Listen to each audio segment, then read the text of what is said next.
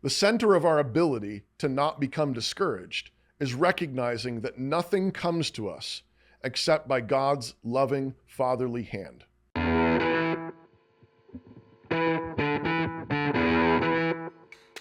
My son, do not despise the chastening of the Lord, nor be discouraged when you are rebuked by him.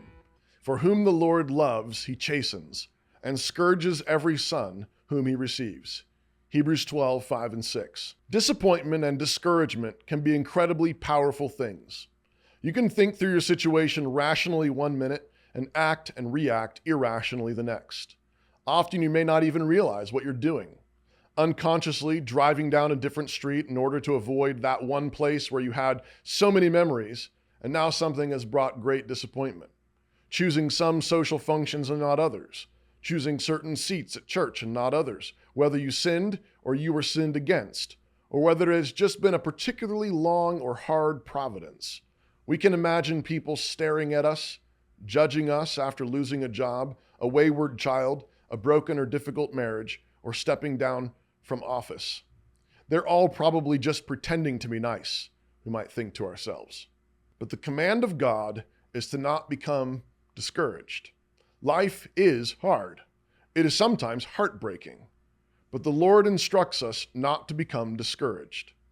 The center of our ability to not become discouraged is recognizing that nothing comes to us except by God's loving, fatherly hand.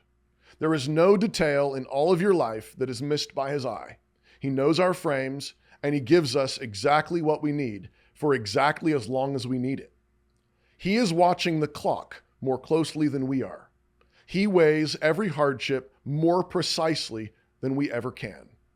And so the charge here is to see his hand, particularly in the difficulties, especially in the hard things, the disappointments.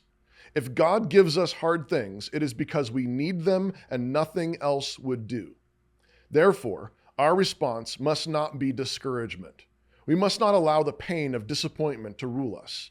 We must submit to God with thanksgiving and joy. And if our assignments seem harder than others, if our trials seem longer than others, our response must be more joy, more gratitude, because God is showing us more love.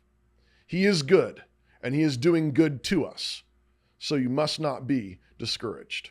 Thanks for watching. I want to take a second to talk about my book, No Mere Mortals, Marriage for People Who Will Live Forever, and how you can listen to the audiobook that I read for just 99 cents.